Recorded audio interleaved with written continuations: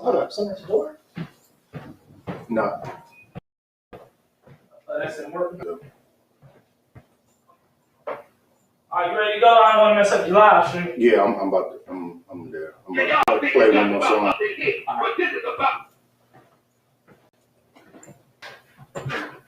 You said, yeah, you living with some people? Mm-hmm.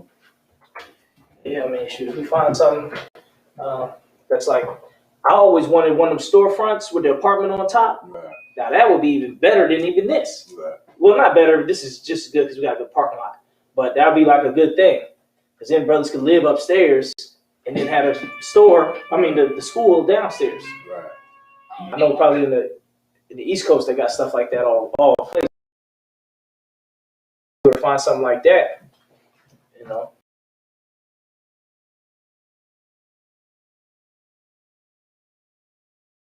Full purpose. Mm-hmm. Yeah, and brothers can live there like right. this. No, that's right. I'm gonna grab my shade. I make a run to the store myself so I can get some more print.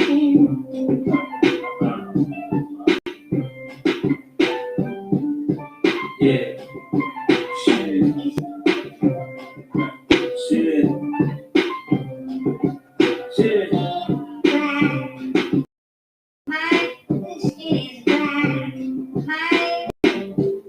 You try to tell these niggas, man, but they always say it don't matter.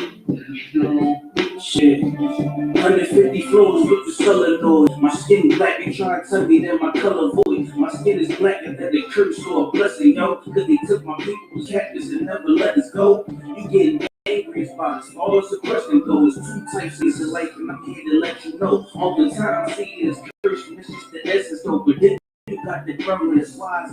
Look, nigga, light niggas is bright. Look, niggas hope you catch it if I'm pitching it right. Ain't no difference in us niggas if we living for Christ. It's Christ-like, but look, if you get it, good night. Nah, they try to say the Jews like they was mixing then, but then I think I didn't get all mixed with Egyptians then, cause the skin was black, nigga. Word to the sample, nigga. It's true provision of the truth, and it's the ample picture. And if I say it, I prove it with facts in the scriptures. You put on religion in the mixture. Down over here, we gon' slice it like a piece of black, Spanish, black, and yellow. But shout out to Wiz Khalifa on the track. I whip the crack, beat the coke, and I'm the ether. Disrespecting all those rappers, they turned into queen. We call it a bitch. Skin black upon me, that's what Job said. Young boy, won't you listen to your old head? I'm at the table with the vessel like the showbread. Soaking up the knowledge, I stay in battles like gold. And let's coming together ramifications. Cause we building niggas, waiting for lamentations. Yo, our preservation and UPK resignation. And when I heard that fact, I just signed up, no hesitation. Solomon was black and he said that that's no debate. Christ had the skin to grind, had orders for revelations. And David said the soul of the Lord, that's a revelation. But the truth is that you fighting for crackers with desperation. We do this as professionals, hope that this reservation on that cherry get that swing low, cause that's the destination. That's why I'm in the ISUPK for education, for revival with my mind that was stuck in the depths of Satan. And then they say you waiting on Christ, but it's Christ waiting. You would know this if you dug in the scriptures and say it blatant. The hope of black folk got to come from another nation. With the sun, cause it seems like the trust of procrastination. Yo, we gotta fix it, cause hell, it seems like we love it. That was black. The Lord angels and praise, they had the skin of grinds. So just know we can change, but it's not in your mind. Nah, shit. Look, man, my skin black, man. But the thing about it is, he said everybody had black skin in the Bible. So that means Christ, Noah, you know what I'm saying, Moses, you know what I'm saying, all these niggas was black, man. So that's the point of this joint, man, trying to prove that my skin is black, but the greatest niggas that ever walked the face of the earth had black skin too. You know what I'm saying? It's crazy, because if a nigga loves a nigga just I owe them more, you gonna die in these ghettos, man. You already know it.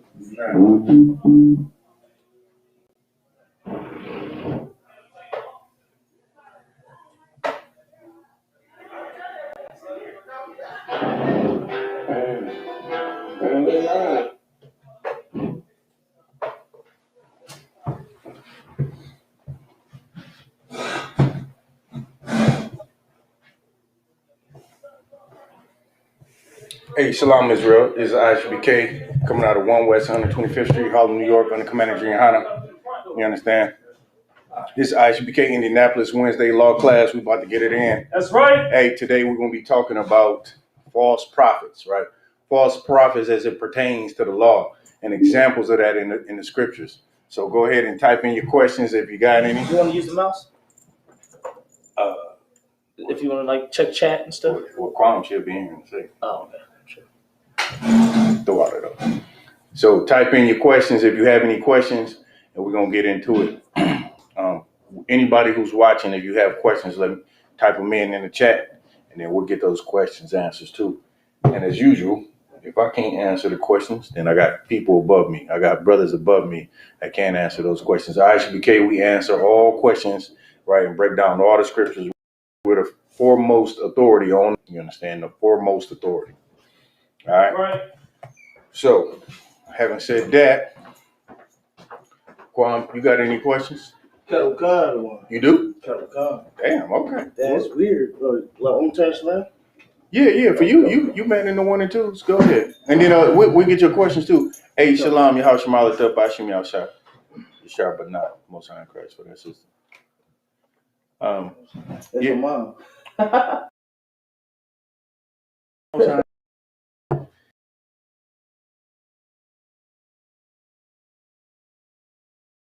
The topic, and then just let me know if we have any questions online for our brothers or sisters. Shuttle kind of one. Let's see. Take your time if you need a second to get. I could monologue for a second because there's so much to talk about in the world today, and Right.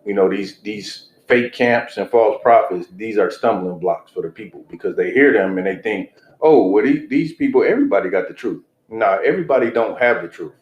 Everybody not. Some people say they keeping the laws of the Most High, but they not keeping the laws of the Most High. Right. Because what did the scripture say? If you offend in one, then you offend in all, right? So if you smoke weed, you might as well be a murderer.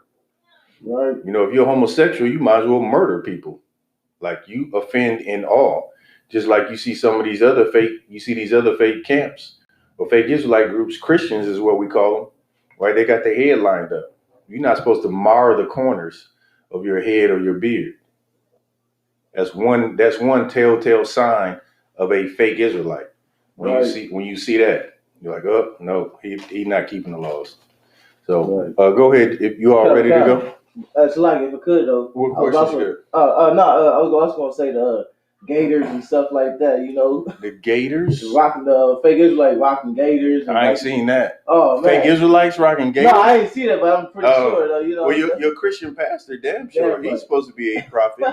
Your Christian pastor is gonna have on the most pimped out suit. You're gonna think that because the way he dresses, he got that from the pimp game. Damn right. Right. He got that from the pimp game and that whole mentality of how to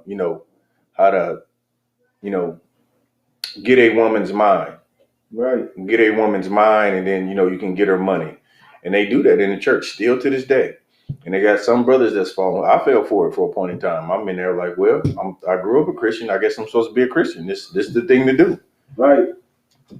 I got some questions when you're ready, Adawan. I'm ready for them. Okay, I just need to break down. Like, I understand a little bit, but I was like, want to say it if I was to use it during class. So I'm gonna go with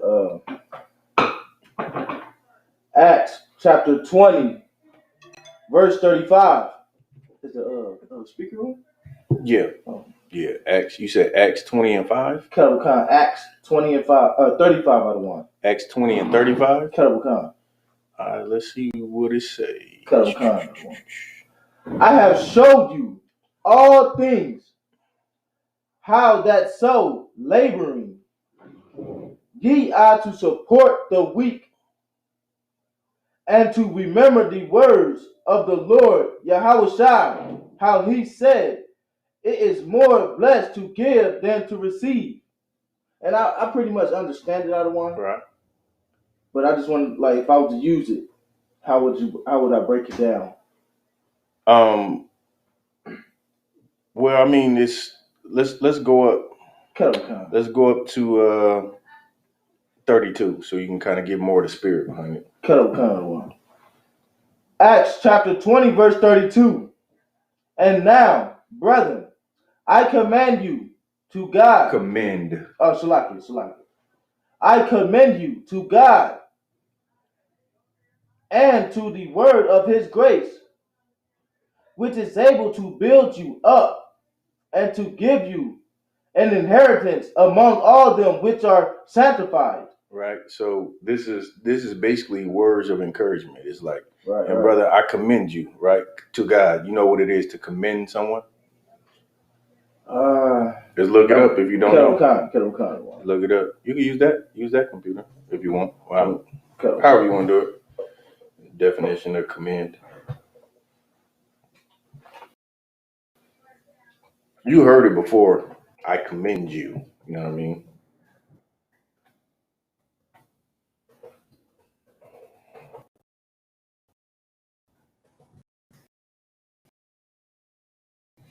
To present, mention, or praise as well. No. Oh, select. I just read it. Present as suitable for approval or acceptance. Right? You ever heard that? I commend you for doing a good job. Loud one. You heard it before. You probably never paid attention to it, but this it's like it's one of the things you hear on TV, or yeah. I mean, you heard it on TV. You heard of you watch movies where cops get commendations. Right. They've been commended for a job well done. Right. Oh, that's what we get in here. And right. What is that? Right. When you get approved, like Kentucky 8. The major council, right. Right. All right, so read it again. Come. And now, brethren, I commend you to God. Like, what do you mean by that? Like, I commend you. Right, commend you. So, like, I commend. Say I commend you for doing a good job. Right. Now I'm commending you to job. Like these brothers right here, yeah, they standing for you. Damn right. You understand? Damn right. Most High in Christ. They vouch for you. Right. Kettle. And to the word of his grace, which is able to build you up. Right. His words, right, they're able to build you up. Damn right. Right. You can't, like, what are you without the words of the Bible? What are you without the law, without brotherhood, without the spirit, the Holy Spirit? Damn right. Right. These words are able to build you up. The words of his grace. Go ahead. That's like it. And to give inheritance among all them which are sanctified. Sanctified, right? All them which are sanctified. What is it to be sanctified? Look it up. You already on it. Sanctified. If you was in a Christian church, you'd be like, "Oh, I'm sanctified." Right. You know what it means. You don't know what it means. Because they about as dirty as you can be. I see you pecking on that keyboard. You might be better off using your phone doing that one. Hey, Salakia. I see you. I ain't got it like you. Hey, I see you ain't pay attention in typing class. You gotta use your home keys. Salakia, set apart as or declare holy. Right. So you've been made holy, or cleansed, or sanctified, right? Right. And Salakia. Go ahead. When it says, and to give you an inheritance among all of them which are sanctified, that reminds me of UPK. Right. So these us talking about Israelites that's been made, Israelites are holy to begin with, but you sanctified, to be made holy, to be cleansed, like you're separated, like that whole thing, like that you have an inheritance. You're the only people that can have an inheritance from the Most High. Right. Damn right. Go ahead. Verse 33. I have converted no man. No, read that again. So I have coveted no man's silver or gold or apparel. Right. So that's something that you're in the law, right? It says don't covet. We're gonna get that scripture too. We'll get that one after this. You not to covet your neighbor, covet your neighbor's wife or his house or nothing that he has. Right. Go ahead. Verse 34. Yea, ye yourselves know that these hands have ministered unto my necessities. I just looked that up, brother one. Which word? Necessities. Is this something something you need? Something you need. Okay, come. And to them that were with me. Verse 35. I have showed you all things, how that so laboring ye are to support the weak. Right. So the whole spirit, right? The whole spirit of this is, you know, Christ is rolling with these brothers and came and built them up through the words of his grace. And right, you know, you have an inheritance, and you know, he showed them, look, I ain't have a covetous spirit. You know what I mean? I didn't teach Christ, Yahushua didn't teach them brothers a covetous spirit. And so now, you know, he said, I covet no man's silver or gold. Ye yourselves, right? You seen how like my necessities, they were ministered to me, meaning like people gave them to me. You get what I'm saying? Christ, when he walked the earth, Christ didn't have a job like a slavery. You know what I mean? Christ walked the earth and people took care of him, took him in his house, fed him. Damn right. You know what I mean? So now what he's saying, I have showed you all things, how so that laboring you ought to support the weak. So it's our job, right? It's our job as a nation, not just as priests. It's your job to support the weak. Right, You get that? Kettle Khan. Because I was saying when he was like laboring, I was thinking like what I was thinking. Like I done showed you the works. Like basically, I done showed you the works. That was the labor right there. Right. That was the labor. What is that? You get like it? The word? Like showing. Like Kettle that's Khan. me laboring, showing you in the work of the Lord. Damn right. All right, you get it now. So it's like it is more blessed to give than it is than to receive. Like right. through the labors of Yahushua, we seen how we supposed to love one another. What he say? Like, you know, the two most important commandments is love God with all thy heart, all thy mind, and all that soul, right? And also love your brother like you love yourself, right? So through that labor, right now we know that, you know, when we travel, just like it was done to him, when people fed him and clothed him and, you know, anointed his, cleaned his feet and, you know, anointed him with oil or gave him oil, right? That sister that gave him oil.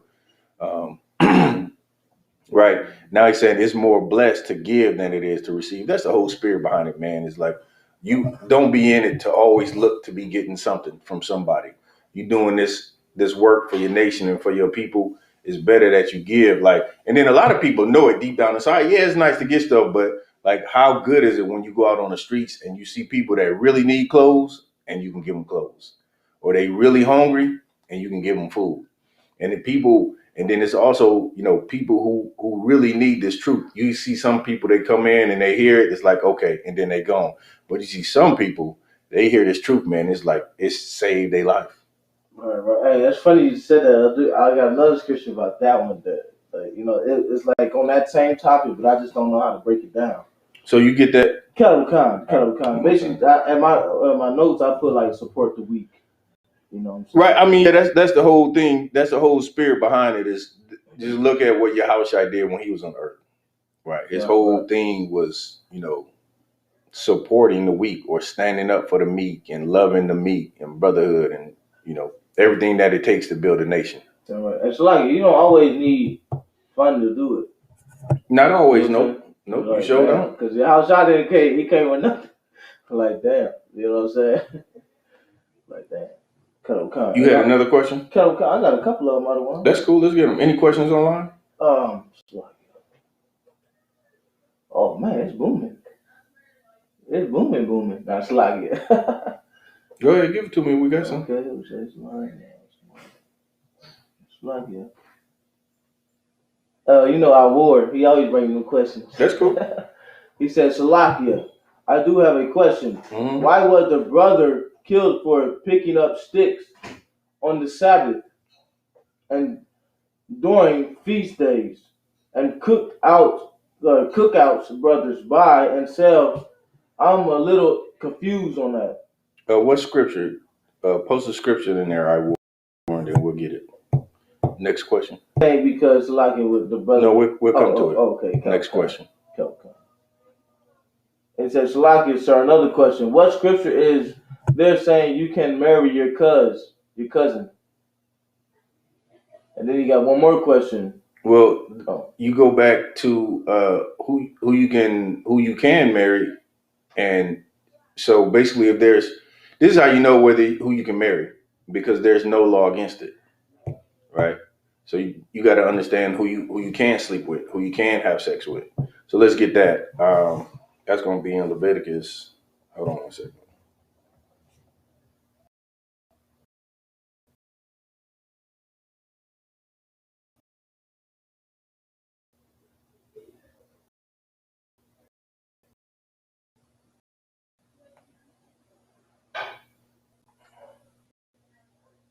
Leviticus, the 8th chapter. Okay. 18:1. Let me take a look at it. We're not going to start at 1 because that's... All right, so this is verse. Let's start at verse 6. This is the near of kin, right? This is how you can deal. This is how you deal with your near of kin. Leviticus, the 18th chapter, 6th verse. Go ahead. Oh yeah, I take a Corona. Oh no, never mind. I can't. Damn. Yeah, I'm on a diet, so like. Damn, man. Leviticus chapter 18, verse 6. Mm-hmm. None of you shall approach to any that is near of kin to him, Right. to uncover their nakedness. Right. You can't even see them naked. Go ahead. I am the Lord. Verse 7. The nakedness of thy father, or the nakedness of thy mother, shalt thou not uncover. Mm-hmm. She is thy mother. Thou shalt not uncover her nakedness. Right. So not with your mother, of course. That would be filthy and disgusting. Go ahead. Verse 8. The nakedness of thy father's wife shalt thou not uncover. Why is that worded that way? Oh, Salaki, because he might have multiple wives. He might have another rib. Exactly. Go ahead. It is thy father's nakedness. Mm-hmm. Keep going. Verse 9. The nakedness of thy sister, Mm-hmm. the daughter of thy father, or daughter of thy mother, whether she be born at home or be born abroad, even their nakedness thou shalt not uncover. Right. So of course you can't have sex with your sister either. Go ahead. Verse 10. The nakedness of thy son's daughter, or of thy daughters. Right. Your grandkids. You can't do that either. That's nasty and disgusting. Keep going. Even their nakedness thou shalt not uncover. Mm-hmm. For there is thine own nakedness. Right. Verse 11. The nakedness of thy father's wife, daughter. Oh, hold on. Ooh, verse. Okay, read it again. Okay. The nakedness of thy father's wife, daughter. Right. So your father's wife's daughter, right? Which would be like your niece.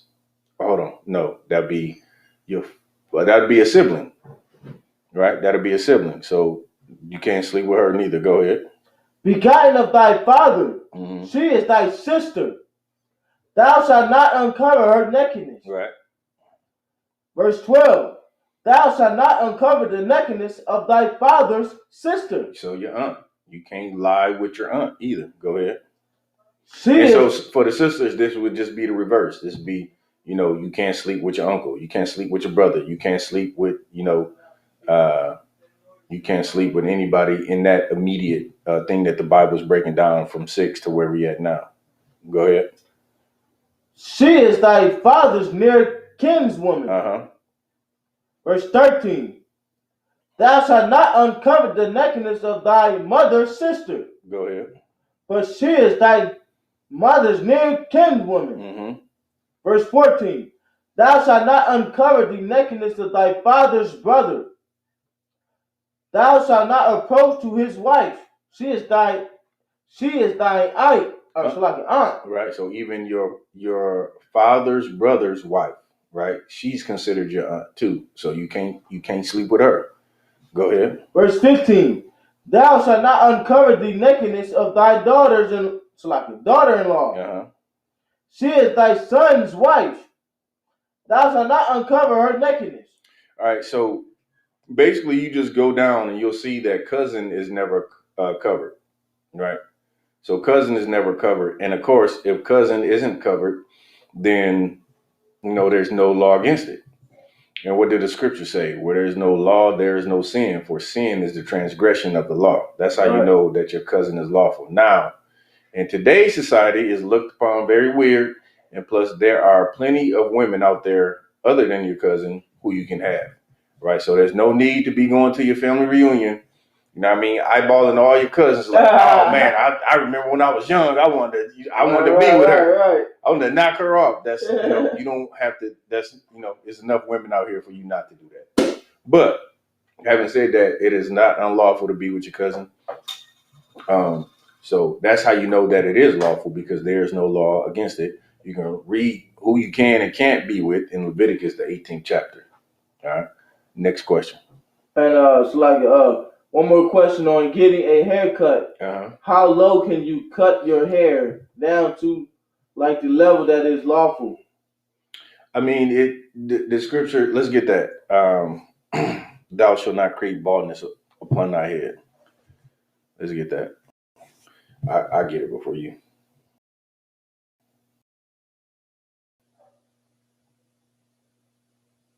I see you pecking.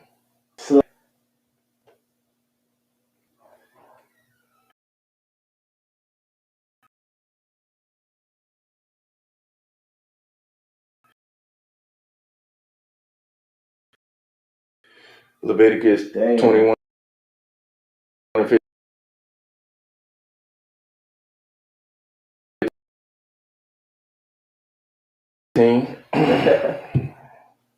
Neither shall he, Leviticus chapter 21, verse 15. Neither shall he profane. Hold on. Sorry, 21:5. Salakia, 21:5.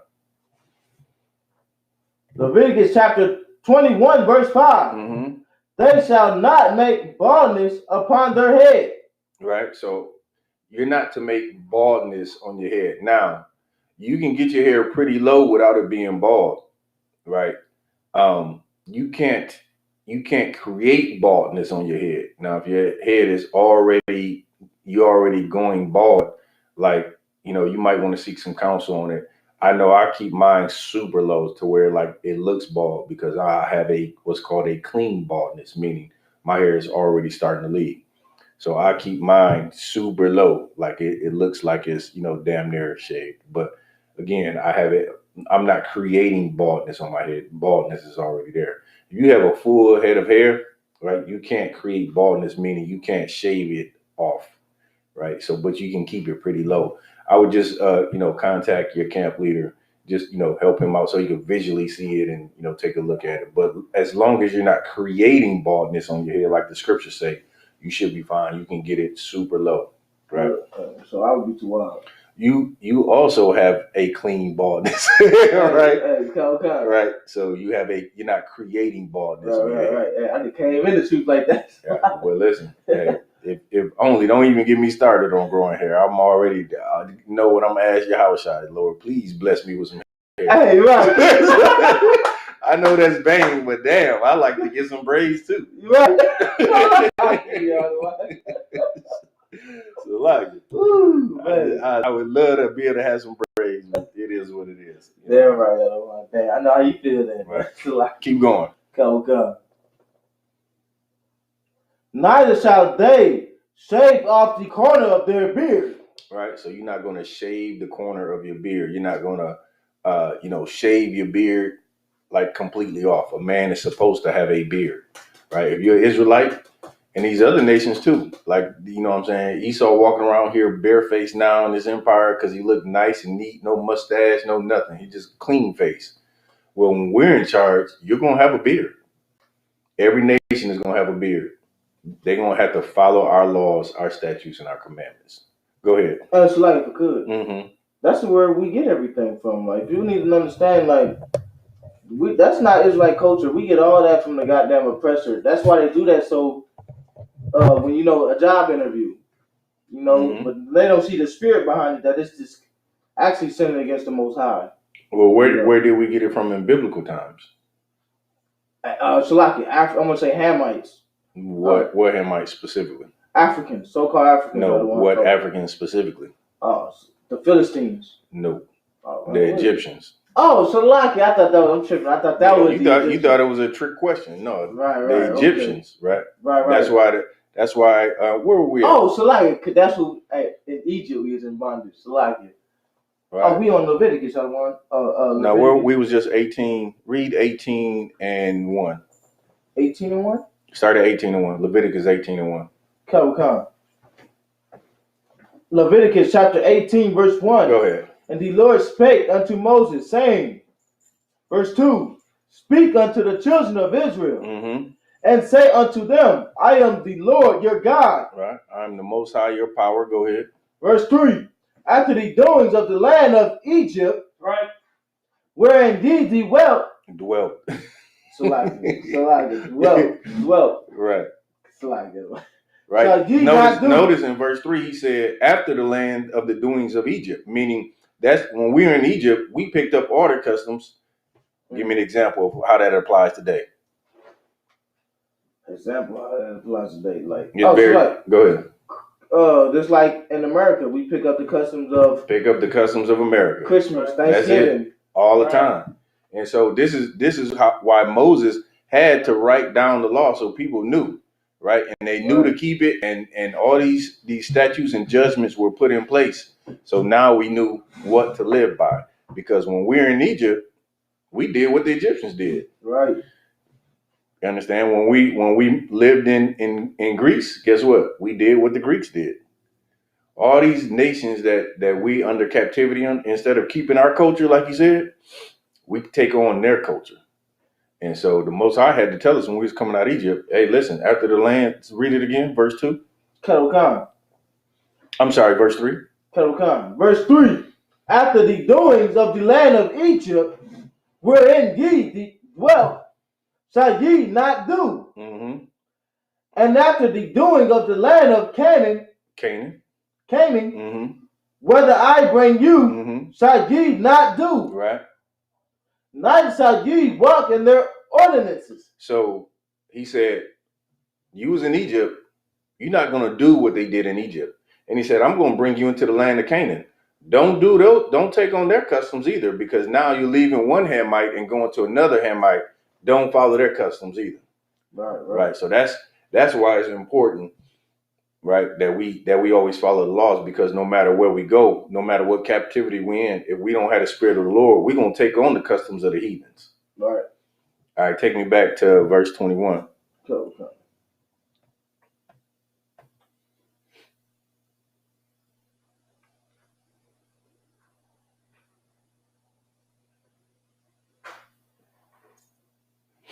It's a little bit more. It's like Leviticus or? Yeah, Leviticus 21. The 21st chapter. Back to where we were on thou shalt not make baldness upon thy head. 21 and 5. Neither shall they shave off the corner of their beard. Right. So you're not to shave off your beard. You're not supposed to line it up like that's the corner of your beard. You line it up. You can't shave your beard off, and you can't line it up. And you can't line up your head either. Go ahead. Nor make any cutting in their flesh. Right. All right. So that's it on that. Does that answer your question, brother? Let me know. But you can shave it pretty low. You can shave everything, pretty low. You can shave your beard nice and tight. You don't want to shave it completely off where there's no visible representation of hair, right? So then at that point, you're pretty much bald. But I would, if I were you, if I had any questions, I bring it to my camp leader so he could visually see it, because I can't visually see it, right? Let your camp leader or a brother that's seasoned in the school take a good look at you and say, that's a little close. I wouldn't, I wouldn't do it. I would grow it out some more, right? And of course, obviously, it's mightier if you can grow it out. Some brothers got slaves that prevent them. I would say definitely look, if you in a position where, they want you to shave your face and you got to be clean shaven, I would leave that slavery as soon as possible. I would put the Most High's laws before that slavery. It might pay a good salary. It might got good benefits, but it doesn't even come close to the benefits of keeping the laws of the Most High. You understand? Oh, so like, sir, he said la'ah. He said what? La'ah. La'ah what? Like He's still confused. Okay, ask him what are you confused on, brother? Type in there specifically. So height doesn't matter if that clarifies it. The length of your beard doesn't matter. You can have it close to your face. You can have your hair trimmed down low. But if you don't have a visual representation of hair, like if I can't see hair, then that's bald. It's like Go ahead. he said. So I can't understand. I can't get a shack cut. I don't know what the hell a shack cut is. right. Kid O'Neal going on. Oh, bald head, a bald head? No. No, not if you're creating baldness on your head. If you're going bald, then you can't create. I mean, if you're not going to create baldness on your head, right? You can't create a baldness if you got a full head of hair. All right. He respond. Nah, not yet. Okay. And he also had another scripture breakdown. The numbers. Well, let's make sure he good to go on this one. Okay. Right. You have to be here, right? Other than that, you're shaving it bald, especially if you're not, if you're losing hair, then that's a clean baldness. If you're going bald in the middle right here, that's a clean baldness. Right. You can cut your hair down super low. But if you got, hair, you can grow braids and you cutting your hair off to where you can't see hair, then you're creating baldness. Right. Shaq get us like, oh no, that's another Okay. comment. He said Shaq get big razors. Yeah. Shaq, I don't know if Shaq can grow hair or not. I think he's creating baldness on his hair because I think he can grow hair. Right. And that's what the scriptures say. You can't create baldness. Right. They shall not make baldness upon their head. All right, let's get to the next question and see if the brother jumping in. Numbers 15, 32 to 36. Numbers 15? 32 to 36.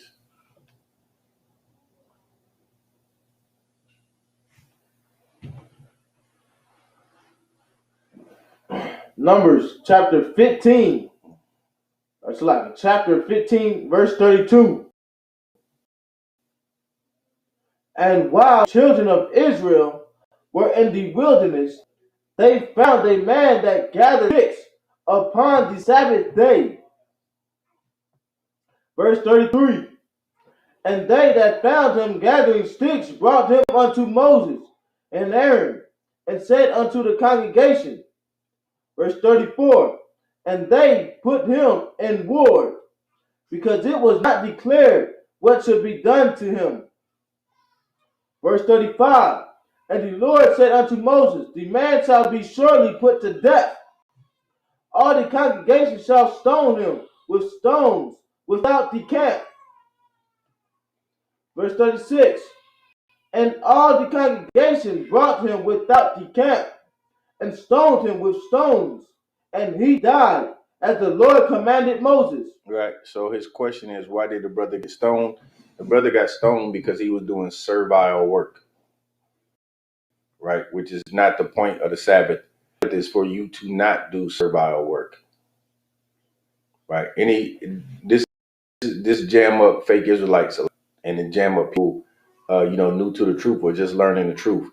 Like they look at the ISUPK. I seen some fake Israelites say, "Well, y'all don't keep the Sabbath, right? Y'all don't keep the Sabbath." Well, the scriptures say this: the Sabbath was made for man, not man for the Sabbath. And so, just like Yahushua, him and his disciples, they were picking corn on the Sabbath, right? But that wasn't servile work. Eating, you can eat on Sabbath. You don't have to sit in your house, right? These fake Israelites on Friday, something that you ain't got to warm up. They make bologna sandwiches. They do, or not bologna. Well, they turkey, whatever they eat, whatever kind of cold cut meats they eat, and they keep the Sabbath. And then they don't even heat up their babies' bottles or turn on the heat, right? If they ain't got the heat on, they don't turn up the heat in the winter. They got all kind of little silly things that they don't do. They don't cut on the lights and all kind of, foolishness, right? They're blockheads. But this brother right here, he was doing servile work, which is that's the only reason you could be, violating the Sabbath, is if you're working as part of your job and not, gathering yourself. You gathering sticks for yourself because you're cold, that's fine. Just like what? If you want to cut your grass on the Sabbath, you can cut your grass. If you want to go, you want to go ride your bike on the Sabbath, you can.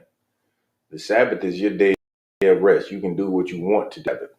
Now, in the kingdom, you won't be able to go and, in empire, all the shops and shopping, and that's all open. But in the kingdom, you're not going to be able to go and do any of that because ain't nobody going to be working. Like Esau in this empire, he's open on Saturday, on the Sabbath. And so, you go and you see all the people shopping and doing all this. You won't see that in the kingdom because everybody's going to be off everybody's going to be at the park out doing whatever they want to do, but ain't nobody going to be selling nothing. So if you ain't got what you need, you're going to be SOL because no shopping is going to be open. But this brother here, he was doing servile work. Servile work. All right. Hopefully that answers your question. Any more questions?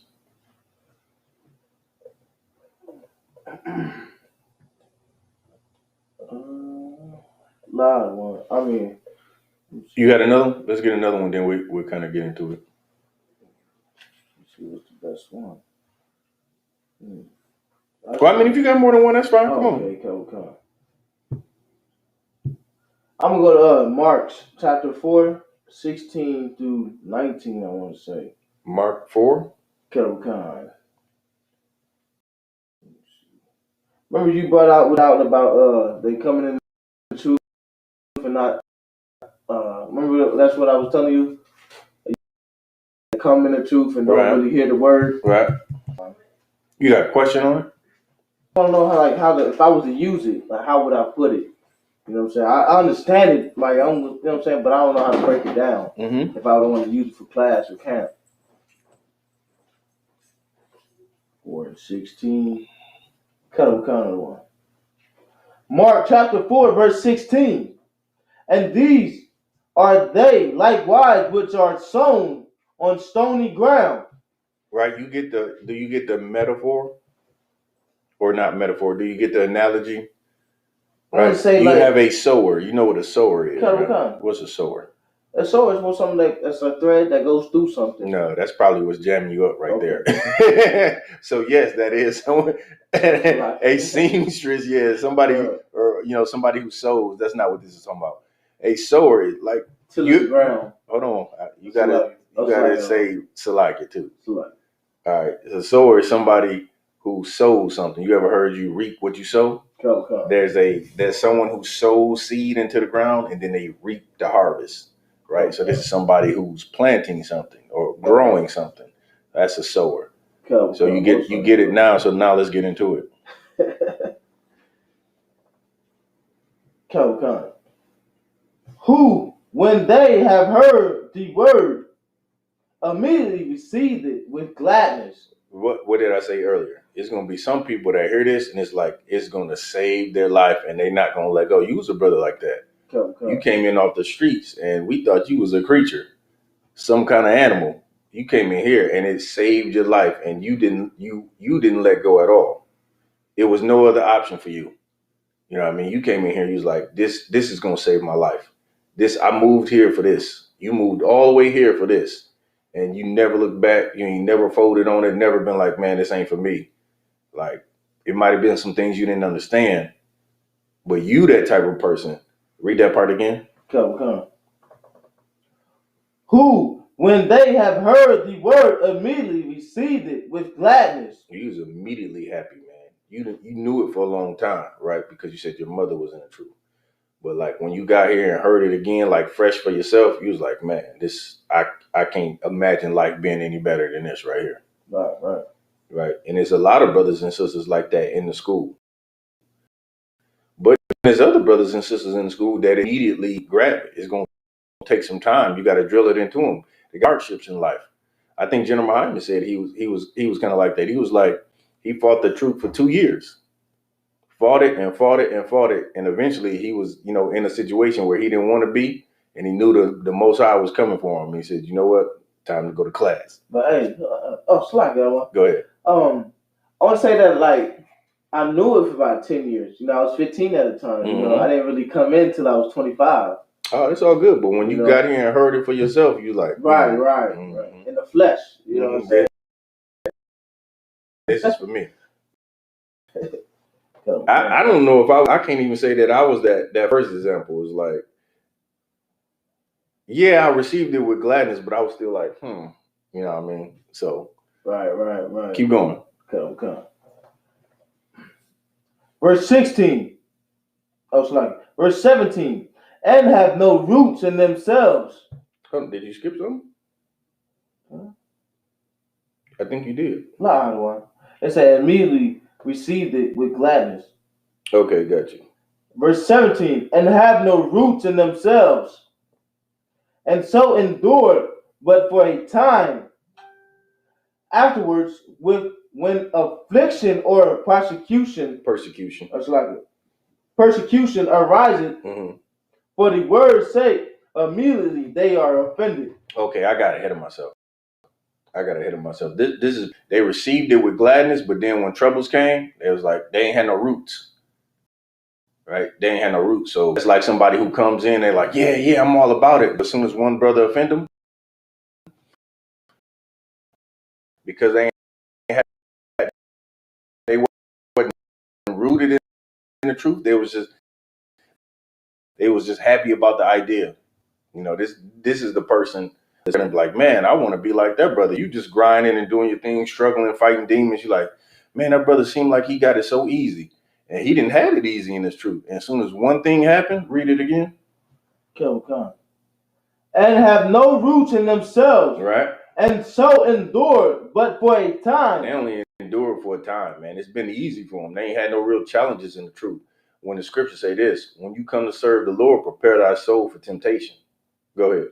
Afterward, when affliction or persecution arises for the word's sake, immediately they are offended. Right? You get affliction or persecution. You get fired from that slave. They like, you some kind of zealot, some kind of nut.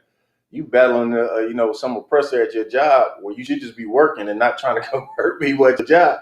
You know what I mean? Then you get afflicted or persecution, like you gone. You offended. You're like, man, this ain't for me. I'm out of here. Keep going. Come. Verse 18. And these are they which are sown among thorns, such as hear the word. Verse 19. And the cares of this word the cares of this world, right? Meaning you care too much about the world. Right. You care too much about making money, about, sleeping with whores, about, getting a sugar daddy, all these things. Keep going. And the deceitfulness of riches. And the lust of other things entering in. Choke the word. Yeah, that choked the word right out of you. Right. So somebody planted a seed in you, that seed got choked out like a flower gets choked by thorns. You ever try to see something grow up in the midst of weeds or thorns, it just get overpowered and choked out by it. And then you can't even see the flower or the plant anymore. It dies. Right? These are those kind of people. They come in, they get the word, right? But then they care so much about flossing. That's like brothers that come in and then they leave the truth because they want to get high. Right. What you gonna tell them? You listen. You got sown on in the thorns. You know what I mean? That the cares of this world, the lust, that's gonna take you right out of the truth. You're gonna want to smoke weed than you is more. You're gonna want to smoke weed more than you want to serve the Most High. Right. Go ahead. Come. And it become unfruitful. Verse 20. And these are which are sown of good ground, such as hear the word and receive it, and bring forth fruit. Now this would be you. You came in and received it and was like, man, I'm gonna bring forth some fruit. I'm gonna come up in this piece. I'm gonna do the work of the Lord. You know what I mean? From everybody experiencing the truth is different. You know what I mean? I just look at you as like I didn't see no stop. A lot of brothers came in here like that. Madurai came in here. He was like, you couldn't. This brother is not gonna stop. He came in full steam ahead. I just came in. I kind of came in, and I don't know if I could really say that I was full steam ahead. You know what I mean? I'm damn sure full steam ahead now. Damn right. You know what I mean? Right. But like, I can just tell the difference in how some brothers come in. Some brothers come in a little stronger, but it's all good. As long as you come in and stay in. As long as you come in and endure to the end. As long as you ain't, sown between within the thorns and your lust get choked or, cause the truth to be choked out of you. That weed demon, man, is gonna choke the truth out of a lot of people. Or you sown on stony ground. It's like you ain't had no root. Affliction or persecution come, you gone, you out of here. You like, man, these cats crazy. I ain't standing here. I'm out of here. Right. You can't take it. You can't take anything for the Most High. You can't endure a little hardness as a good soldier of Jesus Christ, like the scriptures say, then you don't deserve to be here. If you can't suffer affliction for Yahushua, he did it for you. The Most High, you know what I'm saying, gave his only begotten son. And Yahushua went through hell for us. Had to show us how to live. Because all we wanted to do was sin and pay the cost instead of stop sinning. So what did Christ do? He came and showed us. The Most High sent him the spirit of the law. So he said, you know what? It's not wild that we keep sinning. We shouldn't worry about what it costs for the sin. All we should do is not do the sin in the first place. All right. That's like, if we could. Go ahead. Yeah, you remember my situation on the one. I'd been in an accident, lost a car, and the rent situation.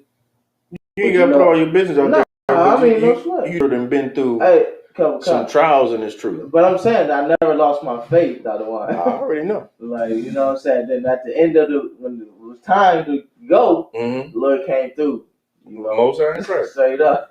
And that's because you were sown on good ground. And receive and bring forth fruit. Some 30-fold, some 60, and some 100-fold. You're going to see some brothers come in here and you think that you're going to be doing the damn thing. Some brothers are going to come in here and, shock a whole city. You know what I mean? Some brothers are going to come in here, man, and they're going to be that 100-fold, and they're going to cause motivation for you. Sisters going to come here too. See, some sisters come in here and get right to work. Sisters come in here, you like, well, damn, this sister ain't got nothing to do. And that's motivation. That's the reason why some brothers come in here and some sisters come in here and excel so fast, so they can be, they can be an inspiration to other brothers and sisters. Like the Most High put that spirit on them. I know I get motivated when I see brothers do something, I'm like, man, I need to try to implement that for my camp. That look good. Man, that brother, they doing an awesome job down there. We need to get that, man. We got to step our game up. Every time you see something, it's like, man, we can push this truth more. We ain't never thought about pushing the truth this way. Let's do it this way, right? Let's add this to us.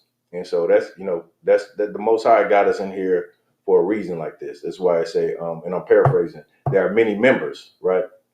And many members to the body. Not everybody needs to be a brain, right? Or a hand, or the mind, whatever. Like you got different brothers who are good at different things. And what you can do in this truth is soak up all that from different parts and improve yourself. You might not ever be the best member brain, but guess what? Maybe that wasn't what the Most High wanted you to be. Maybe he wanted you to be a man that executed things. Somebody got a plan, you execute better than anybody else. Or you organize better than anybody else. Or you just extremely brotherly. Everybody just want to be around you. It's like, man, let's go over Kwame Park House, man. He on that grill all the time. I see him getting it in. That's your gift. Right? So you get it now? Kettle come. You gonna break it down with somebody? It's like it, man. I'm trying to get, camp season for to come up. I don't know about coming up. I've already been to camp. I mean, it's here. It's like camp season is. It's here. It's like you got any more questions online? Kettle Khan.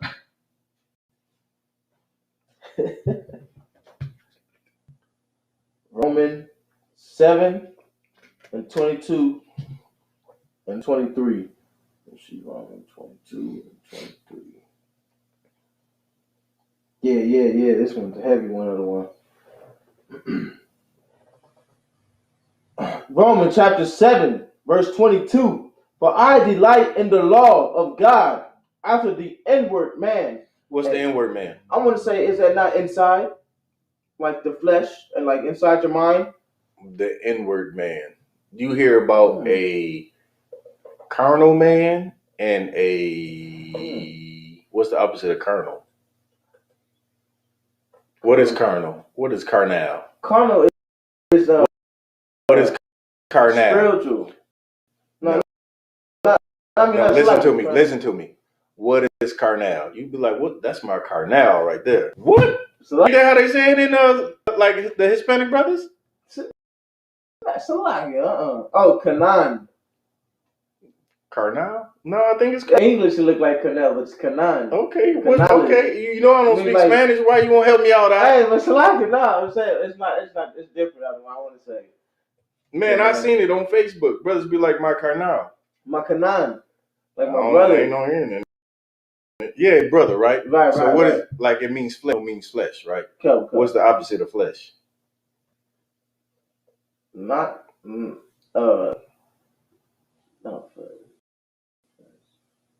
not the stranger. It's like not anybody online can answer it too. Let me see. It's like I want to say the inside of the one. Okay. Coming in from the outside. Inside. Okay. What does that even mean? Inside. I want to say like I want to say when it comes to talking about the scripture or spiritually, I want to say like your mind. No. Your inward man. Like you making it more complicated than it is. You got a carnal side or physical side of you, and you also have a spiritual side. That spiritual side is your inward man. Okay. You never heard that? I want to say Yeah, so basically, you hear a lot of brothers break it down. You got, well, you got a physical body, and you got a spirit, right?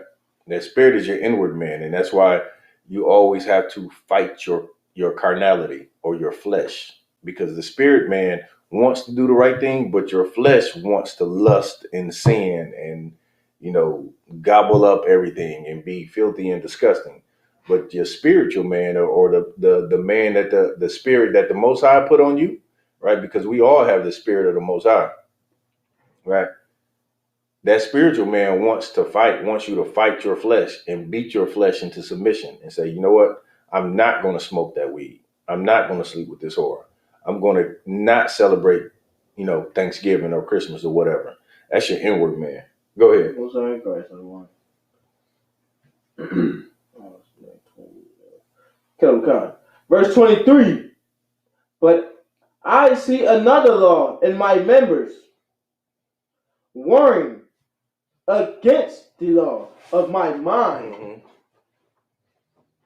and bringing me into captivity to the law of sin, which is in my members. Right, the law of sin, right, which is in your members, meaning like is in your body. Right. Your flesh wants to sin. Your flesh wants to be a part of this, wants to commit sin. And that's why it says, my members are warring against the law of my mind. Right. It just came. It's like I don't want like it. If I could. Go ahead. Like it just came to me. Like I had to read it again. So, but I see another law in my body, warring against the law of my mind. That is so true.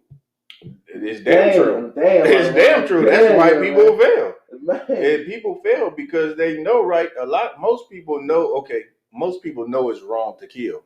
And they know, even though people might not grew up in a Christian church, damn near everybody says, the Lord said don't murder nobody. Or God says you're not supposed to murder. Like damn near everybody know that. Even if you never read the Bible, you hear that, not only from the laws of the land, but people who aren't even Christians, they said, yeah, it's wrong to murder. Right. And it's wrong to lie. Most of the world know the damn 10 Commandments. Right. Most of the world. Right. But yet there's some people, there's a war within them to kill somebody. Like their spirit, even though they know right from wrong, their spirit is fighting their flesh because their flesh has a desire to kill people or to rape people or to rob people or to smoke weed or to do whatever, lust that they have in their mind. Right. You understand? So you get it? Kettle kind one. Most High Christ. Any more? It said, and bringing me into captivity of the law of sin, which is in my members. Mm-hmm. Right, that's heavy other one. Next question. If you don't have no more, that's 12. I select it, sorry, 805. It's cool. Go ahead. We got time. Oh, okay. Go sorry, Christ, everyone. Yeah, we got time. Like, let me see.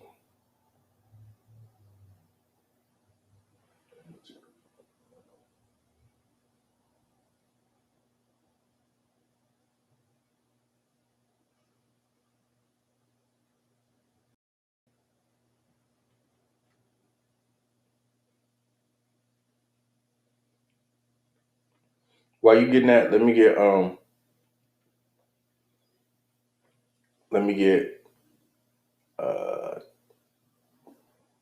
1 Timothy 4:1. Come. 1 Timothy 4:1. Come 1. 1 Timothy chapter 4, verse 1. Now the Spirit speaketh expressly that in the latter times some shall depart from the faith. Right. These fake Israelites that left the ISUPK, they depart from the faith, man. And these Christian pastors, right? They don't have any understanding of the Bible. They don't understand what the Bible is trying to say. They don't even understand that they're supposed to be teaching blacks, Hispanics, Native Americans that they should be a separate people. Right? They departed from the faith a long time ago. Go ahead. Come. Giving heed to seducing spirits. Giving heed to seducing spirits. They allow, what does it mean to give heed to something? To giving heed. Like if I say heed my words, you ever heard that? Kind of like to listen. To hear my words or to like allow me to influence you or to speak to you. Right? They're giving heed to seducing spirits. A seducing spirit, like that weed demon, that's a seducing spirit. Right. That weed seduces a lot of people. Go ahead. Come. And doctrines of devils. Doctrines like false doctrines, man. Evil doctrines. Go ahead. Oh, and so like one thing I tell you about these fake Israelite groups, because they always on our Facebooks. They smoke a lot of weed. And not only do they smoke a lot of weed, they sleep with a lot of whores and trim a lot of beards and blow a lot of rods and everything else. These fake Israelite groups are disgusting. Damn right. And am I making it up? Do fake Israelites not sleep with men? They absolutely do. And they shoot them in the face, right? And they murder, and they steal, and they lie, and they throw away women. They do all of the above. And they accept heathens. Like what's that one about the African? And they accept heathens. Right. They accept heathens, and they try to incorporate Esau too. They say your oppressor could come in and be saved too. Right. Keep going. What kind of one? Did I ever get back on there and say he was 12 or not? I don't know. No, sir. Come.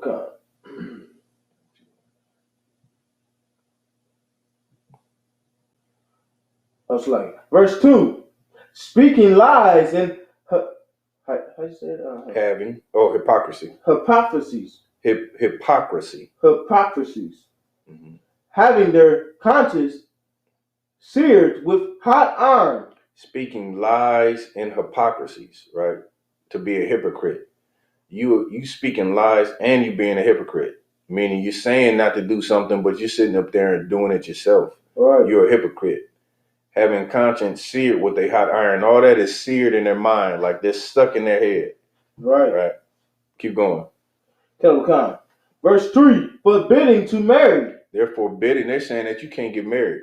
What do these fake Israelite groups say? You can only have one wife. Right. All the while they get a woman and put her away.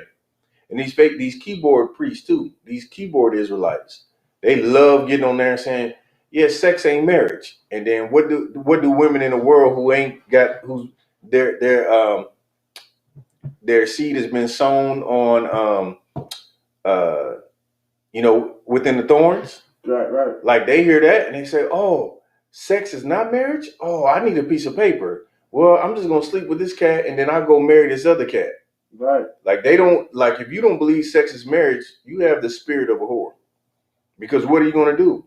You're gonna sleep with somebody and you're gonna throw them away. You say, oh, it didn't work out. That's not the spirit. That your body is way more important than a piece of paper. They forbid you to marry. So they say, you know what, UPK, y'all teaching everybody you can have more than one woman. Well, don't try to forbid me to marry. And you can go blow all the rods you want to blow. Right. I won't forbid you from being a homo. Well, with the authority of Yahushua when he returned, I will stop it. You understand? Right. Don't try to stop me from marrying. If I want more than one woman, that's what they do. That's a doctrine of devils. That's false teachings.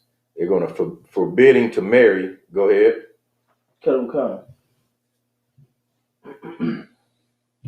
Which God had created to be. You skipped the part. Shalagi. And commanding to abstain from meats. Right. They're commanding to abstain from meats, meaning to not have meat. You hear that too you'll see, stay on the internet long enough. You'll hear that. Like, yeah, I know y'all wrong for eating meat. You hear that too. Man. Right? But guess what? Meat is lawful. Right. Meat is very lawful. Damn, Kwame, I didn't know you was packing like that. If I could I get a little sip of that? Most times. I can't have no beer though. Oh, that's all you had to say. Yeah. So I know you trying to use that belly. Nah, Yeah, like you ain't lying. Hey, you ain't lying. I still gave me one. You're not lying. Hey, so like I bought a membership and only went one time. Yeah, see. Damn, you gonna need some some motivation. So like you might as well save that money. Yeah, I'm done with it now. It says, and commanding to abstain from meats, which God hath created to be received with thanksgiving of them which believe and know the truth. What does that mean? Salaki, I did not hear you. Read that last part of 3 again. Which God hath created to be received with thanksgiving of them which believe and know the truth. Break it down for me. Like what it's saying is, like the stuff that we receive, like the Mary, is like. No, I'm talking about that last part that you just read. Like God has gave us this stuff to like. Let me say, like He gave it to us. Like we should receive. We should give thanks to the Most High for the blessing that He gives, like the things that He gives us, which is like marriage and the meats, right? That are clean. You know what I'm saying? You know what I'm saying? The multiple wives and stuff. That's the gift from the Most High. And that last part, read that very last part, where it says to them. Of them which believe and know the truth. Them that believe and know the truth. Here's the truth of the matter. The truth is, you can have multiple women. Right. Women cannot have multiple men. That would make you a whore. I didn't write it. That's what the Lord decided was good. And it's good in my sight too. And read that other part.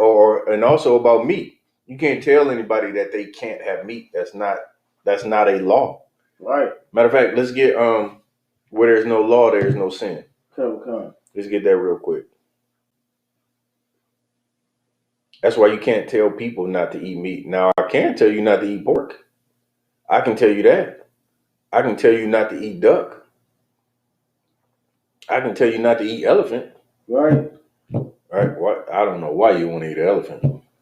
That don't even look good at all. You got it? Romans chapter 4, verse 15. Mm-hmm. Because the law worketh wrath. The law worketh wrath. Right. The law is going to, I forget this first part of it all the time. So like, I'm going to have to skip that because I always forget to break down for that first part. Go ahead. If I could, just give it a shot? No, go ahead, because I need to confirm it. Okay. For where no law is, there is transgression. That last part again. For where no law, there is no transgression. That's how you know you can do something. If like if you don't know what you can do, go see if there's a law against it. Like the brother asked earlier, can you sleep with your cousin? You're not gonna go look in the Bible and it's gonna say you can sleep with your cousin, right? It's gonna tell you who you can't sleep with, like we read in Leviticus the 15th chapter, right? Or no, the 18th chapter. We read in Leviticus the 18th chapter who you can sleep with. So guess what? If it doesn't say, if it doesn't say not to sleep with your cousin, then you know it's fine. Right.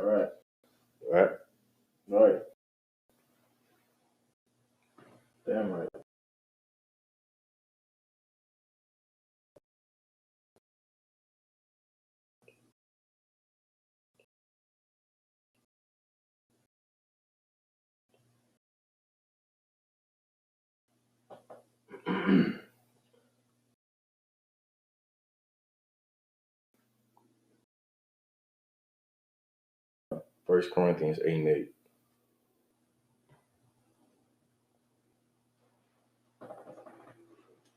First Corinthians chapter 8, verse 8. But meat commended us not to God. What did we say earlier about command? Break that first part down for me. So but the meat approval us not to God. Right. You're not, the Most High ain't looking at you, special because you eat meat or don't eat meat, right? That ain't gonna give you favor in the sight of the Most High. Go ahead. For neither if we eat are we better, neither if we eat not are we worse. Right. So right. You got these cats, and they again false prophets, man. It's important for you to get in the law class on Wednesday, no matter what city you watch in UBK, and understand what you can and can't do. You can eat meat. Now, if you're worried about what meats you can or can't eat, go to Leviticus, the 11th chapter. The Leviticus, the 11th chapter, tells you what is lawful, what is unlawful. It tells you what's lawful upon beasts of the field, right? You got a question? No, it's like that vegan stuff didn't come around till the goddamn oppressors start doing it. It don't matter. I'm just saying though, because I don't know nothing about back in the day. I didn't even hear about vegan. No, it was people that didn't eat meat. I think not is popularized by by your oppressor for sure. Yeah. Just like most things, they make it popular so they can make money off of it. Here's this new vegan diet. Buy this book. Buy these vegan meal packs. Like, of course, Esau is gonna make money off whatever he can. But it's always been people that didn't, just feel comfortable eating meat, and that's is not a sin. Right. It's not a sin for them to not, if they don't want to eat meat, right? But it is one time that you have to eat meat. Go to Exodus 12:5. If I could, go ahead. I want to say Passover. Right. 12:5. So you gotta eat it, huh? Let's see. Come on, one. Exodus. So like Exodus chapter 12, verse 5. Mm-hmm. Your lamb shall be without blemish, a male of the first year. Ye shall take it out from the sheep or from the goats. Right. So this is describing the Passover. Go ahead. Verse 6. And ye shall keep it up until the 14th day of the same month. Mm-hmm. And the whole assembly of the congregation of Israel shall kill it in the evening. Right. So everybody gonna kill it in the evening. Go ahead. Verse 7. And they shall take up the blood and strike it on the two sides posts and on the upper door posts of the houses, wherein they shall eat it. So read it again. Wherein they shall eat it. So you're not, wherever house you're going to eat it, you're going to put the blood on the post. Go ahead. Verse 8. And they shall eat the flesh in that night, roast with fire. Mm-hmm. So you're going to eat it. You have to eat it because it's the Passover. Right. You got to have that lamb and you have to eat it. Now, or keep going. And unleavened bread. And you got to eat unleavened bread with it. That's the Passover meal, right? You can't have nothing else for the Passover. You can't go, for the Passover and then bring McDonald's and have McDonald's. Right. You know what I mean? Because that's not lamb, and that bread is not unleavened. You got to have lamb and unleavened bread and bitter herbs on the Passover. Go ahead. So it's like, the Passover's on a Saturday, April 24th. And that's the day of the Passover, or would that whole week be the Passover? Passover is only one day. Huh? Okay. Come. Mm-hmm.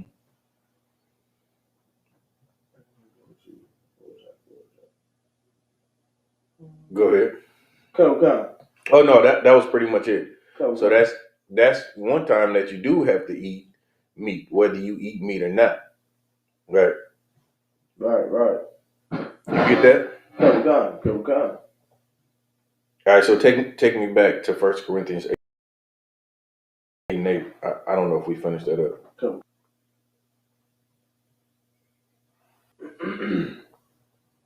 What is this I'm drinking? Whiskey? Some Bourbon whiskey? Come from Indiana. Mm-hmm. 1 Corinthians chapter 8, verse 8. But meat commended us not to God, for neither if we eat are we be better, neither if we eat not are we the worse. Right. It don't matter if you eat meat or not eat meat. Again, this is just one of the things that you learn in a law class about, meat.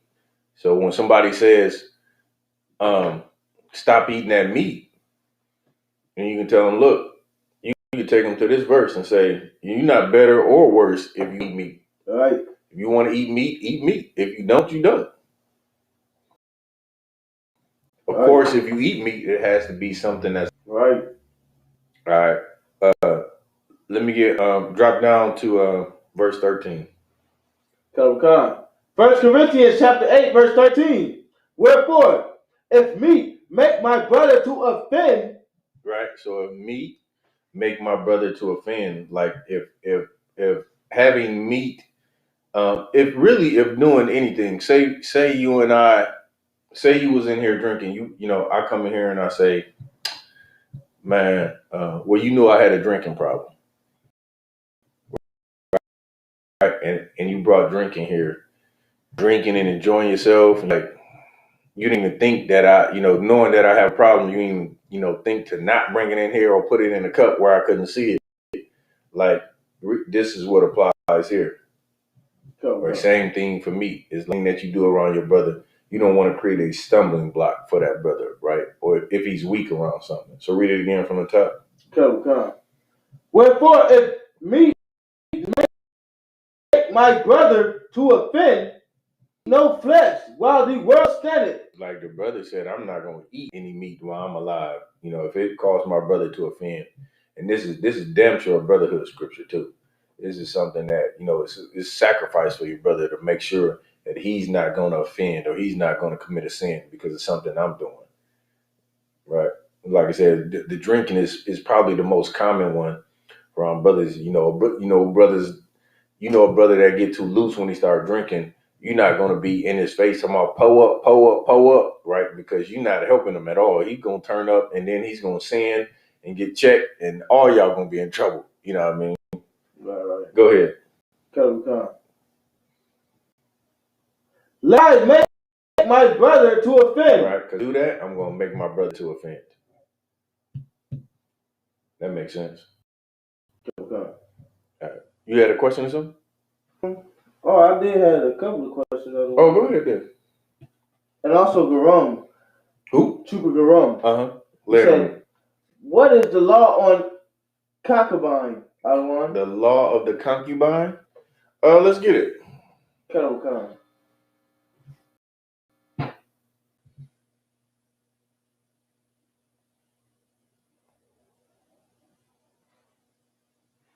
Concubine, KJV said concubine. It's like Alwan.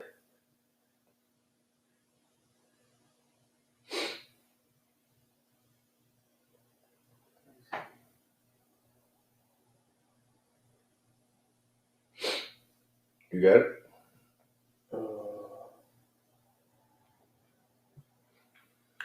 I'm gonna let you find this one unless you need my help.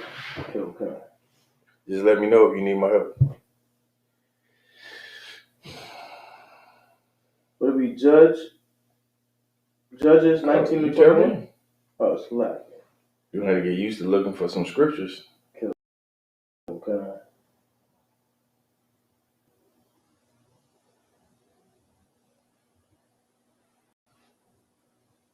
I'm gonna give you another minute.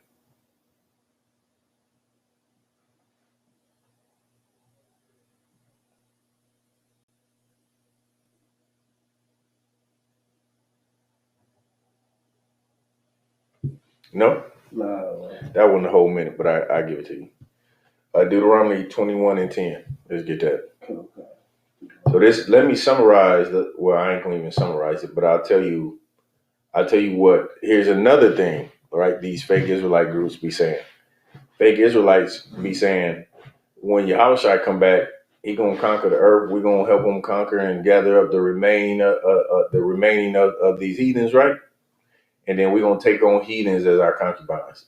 That is not gonna happen. So that Becky that you had your eye on, right. Waiting for this kingdom to fall, thinking you gonna get your hands on that Becky, you missed your opportunity. You missed your opportunity. You're not gonna lay with you're not gonna lay with no Elamite or no Ammonite or no Moabite, right? No Ishmaelite, no Hamite. You ain't getting to lay with none of them. You're gonna get you an Israelite, and that's it. So if you had your eye on that Becky, you're not getting that Becky. You SOL. Now, if you want to go and sin, that's up to you. You go get you a Becky right now if that's what you so choose. I ain't gonna stop you. Right. I ain't gonna stop you at all. When we conquer, right? We're not gonna sleep with heathens, because again, you can only take a wife from your nation. That's according to the scriptures. So let's get that. Like you said, Deuteronomy 21 and 10. 21 and 10. Okay. Deuteronomy chapter 21, verse 10. When thou goest forth to war against thy enemies, and the Lord thy God hath delivered them into thy hand, and thou hast taken them captive. Verse 11. And seeth among the captives a beautiful woman, and has a desire unto her. Right. So this is what a lot of people don't. Israel, you won't understand that Israel was not always one nation. Right. The first king of Israel was King Saul, and under King Saul, we were not a unified nation. The different tribes fought against one another. Right. So not only did we fight against the heathen nations, Israel fought amongst themselves. Not until King David went about conquering all of Israel, right, all the different tribes, did everybody come under him and we were one nation. So that's what King David was able to accomplish, right, through the strength of the Most High, right. So he conquered all of Israel, all the different tribes, everybody who was, on one side or this side or together, they all came together under King David. King Saul fought against Israelites. Right, but he couldn't unify the nation, right? And so this is how you get a concubine, through war among your own people, right? And now don't ask me, are we going to war? Lord willing, we are not going to war against each other in the future. I don't know the scripture on that, but I want to say I can't think of anything that says that we will war against one another. You know what I mean? So I'm going to leave that question up. If somebody has that question, don't even ask me. But no, I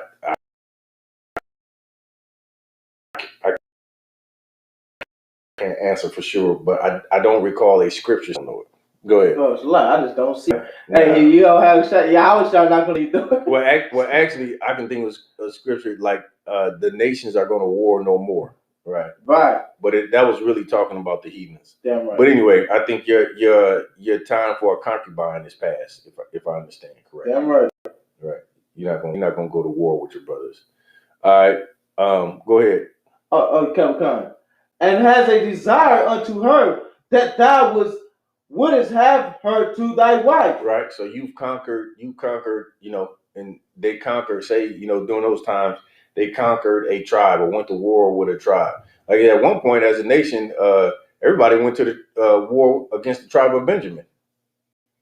Right? Everybody went to war against the tribe of Benjamin, and Benjamin was almost wiped out. You can go and read about that, how the Benjamites they got the sister and raped her and beat her and killed her, and her husband cut up her body parts and sent it to all parts of the nation and said, look what they done. And so everybody went to war against Benjamin.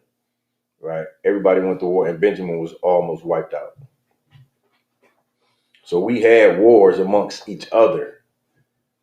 But this time, right, you see a sister, you would have her to be your wife. Go ahead. Oh God. Verse 12, that thou shalt bring her home to thy house, and she shall shave her head and part her nails. Right, clip her nails, shave her head, right? Because she's in mourning. She just lost. It's not like it is today, where in this society, in this kingdom, a woman has, Esau has empowered a woman to have certain things.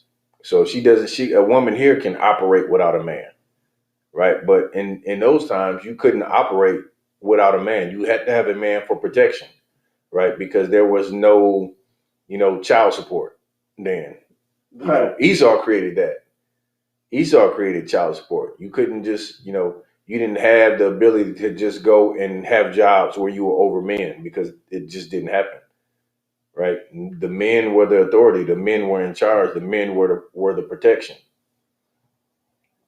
Right? So in this empire is a little different. You don't necessarily need a man to operate for women. And that's the way Esau, he does that on purpose. But during those times, you kill a woman's whole family, like her brother's dead, her father's dead, her mother's dead, because you're in battle, you're in war, they all died. What is a woman gonna do? She's gonna submit herself to life. She just gonna, you just gonna leave her out there to, to die, wither up and die. Now you see this sister, you like, man, this sister look good. I think I want to marry her. Keep going. Okay. Verse 13. And she shall put the raiment of her captivity from off her. Right. She had on some clothes. Right. She had on some clothes. She's gonna take off those clothes that she had from her captivity. Right. Oh, I'm sorry. And she shall put the raiment of her captivity from off her. Right. So she gonna change her clothes. You know what I mean? You're gonna give her some fresh clothes. Go ahead. Okay. And shall remain in thine house. Right, she's gonna stay in your house.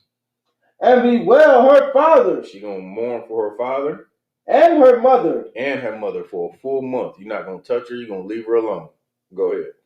And after that, thou shalt go in unto her. Right, then you're allowed to marry that sister.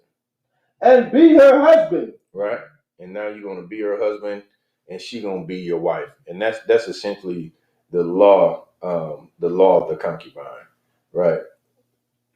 That's we're not gonna sleep with heathens. Anybody who's teaching that is wicked and just lust after Becky's. So go ahead. Like, why would the Most High say that you can't have interracial marriage and then you can have interracial sex with a No, that's they banking on that. They banking that was the loophole. Fake Israelite groups, they be banking on that. They want it bad, right? They want it bad, but we know in ISUPK, the Lord said you're gonna chiefly take a woman out of your own. I'm paraphrasing it wrong. Let's get that. Let's get a marriage scripture.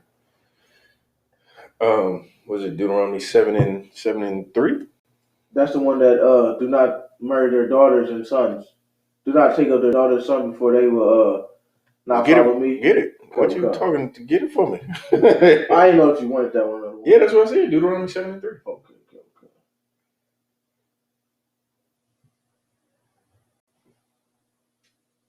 Deuteronomy chapter 7, verse 3. Mm-hmm. Neither shalt thou make marriages with them, thy daughter. Thou shalt not give unto his son, nor his daughter shalt thou take it unto thy son. Right. You can't marry a heathen woman. So you think these fake Israelites think they going to war You know what I'm saying? When we conquer, when Yahushua come back and this earth is subdued, like you're gonna get your choice of, Miley Cyrus or who the other Taylor Swift. Nah, you're not getting Taylor Swift. Right. You're not getting Adele. You're not getting none of them. Whoever it is that you want, you ain't getting Scarlett Johansson. No, ain't no. You're not getting that. That's not a concubine. Right. Let's get one more real quick. Tobit 4:12 was the one that I was thinking of. Okay. The first one I was thinking of. Tobit 4:12. Tobit chapter 4 verse 12. Mm-hmm. Beware of all whoredom, Mm-hmm. my son, and chiefly take a wife of thy seed, of thy father. Right. Meaning somebody that's of your own nation. Go ahead. And take not a strange woman to wife. Take not a strange woman. So again, these fake Israelite groups that say we're gonna conquer the heathens and sleep with their women. No, you can only take a woman right from within your nation.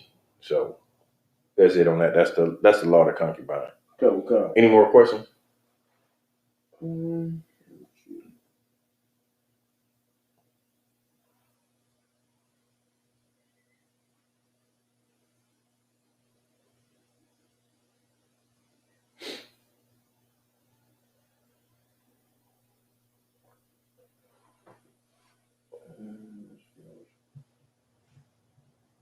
I was like, if I get Colossians chapter 2, verse 23. Colossians 2:23. Okay. Go ahead.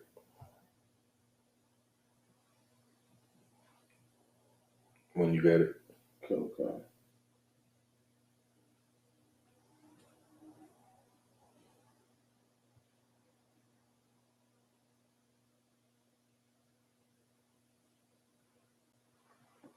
Colossians chapter 2, verse 23. Mm-hmm. Which things have indeed a show of wisdom, and will worship, and humanity, and Humility. Humility, and neglecting of the body, not in any honor to the satisfying of the flesh. What was your question? So like, I actually got it wrong because I actually thought that was humility, but like if you could break this down, other one. We're gonna have to get some context. Let's see if we can go up a little bit. Okay. We got some time left. Let's start at 20. Okay. Wherefore, if ye be dead with Christ from the rudiment of the world. Rudiments. What is it to be dead with Christ? So like it? What is it to be dead with Christ? Not following his laws, statute, commandments are the one. Like not following his laws, statute, commandments. Not following them? Or to like to rebuke it, reject it then? To reject it? Keep going, maybe it'll help you. Okay. Why, as though living in the world, are ye subject to ordinances? Touch not, taste not, handle not. Verse 22, which are all are to perish with the using after the commandments and doctrine of men. Verse 23, which things have indeed a show of wisdom, and will worship, and humility, and neglecting of the body, not in any honor to the satisfying of the flesh. Yeah, no, I had to go up. So this where if ye dead with Christ, right? Dead with Christ or dead in Christ is talking about you hear Christians, they kind of say it a lot, but meaning like you killed you're killing your flesh so your spirit can live according to Christ, right? But what this last 23 is talking about, I gotta go up some more.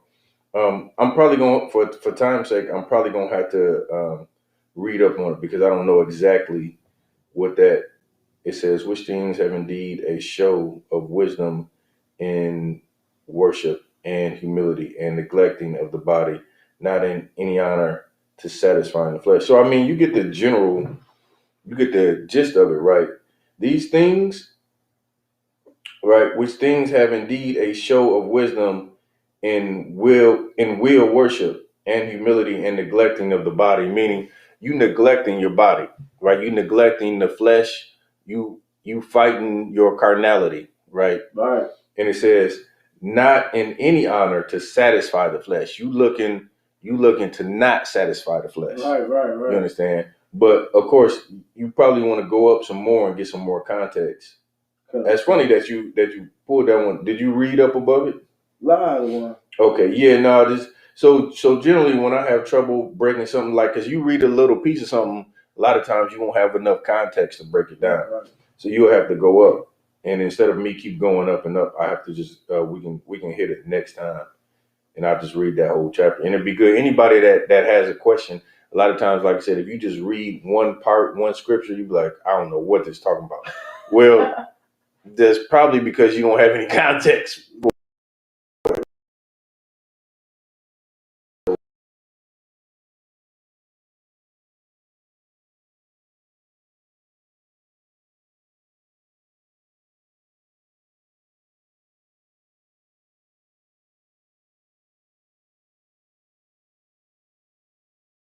If he not sure, he gotta have